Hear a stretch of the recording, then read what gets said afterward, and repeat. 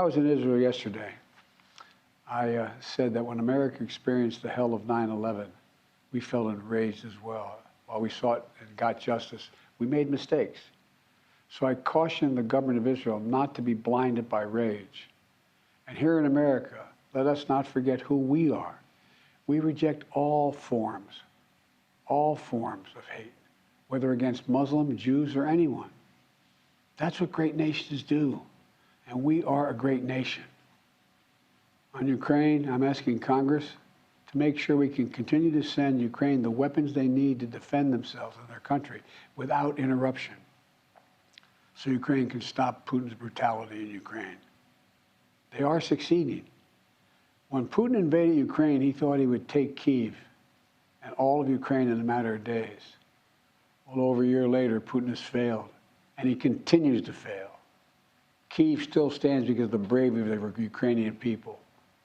Ukraine has regained more than 50% of the territory Russian troops once occupied, backed by U.S.-led coalition of more than 50 countries around the world, all doing its part to support Kyiv. What would happen if we walked away? We are the essential nation. Meanwhile, Putin has turned to Iran and North Korea to buy attack drones and ammunition to terrorize Ukrainian cities and people. From the outset, I've said, I will not send American troops to fight in Ukraine. All Ukraine is asking for is help, for the weapons, munitions, the capacity, the capability to push invading Russian forces off their land, and the air defense systems to shoot down Russian missiles before they destroy Ukrainian cities. Let me be clear about something. We send Ukrainian equipment sitting in our stockpiles.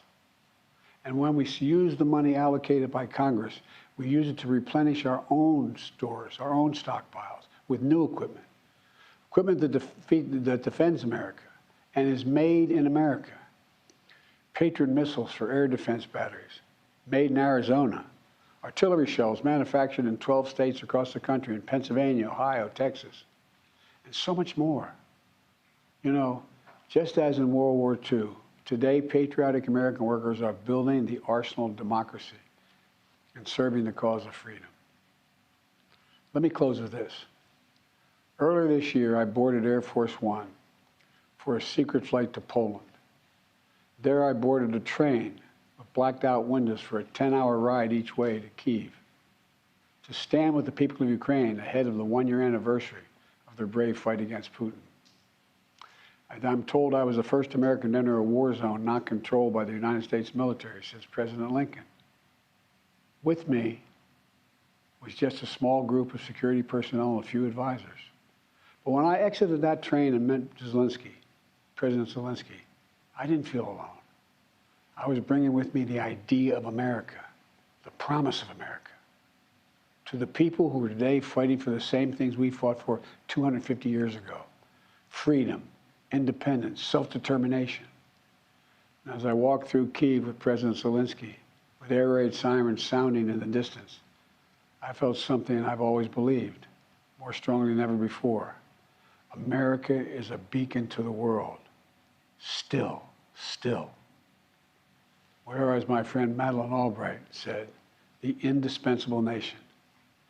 Tonight, there are innocent people all over the world who hope because of us, who believe in a better life because of us, who are desperate not to be forgotten by us, and are waiting for us.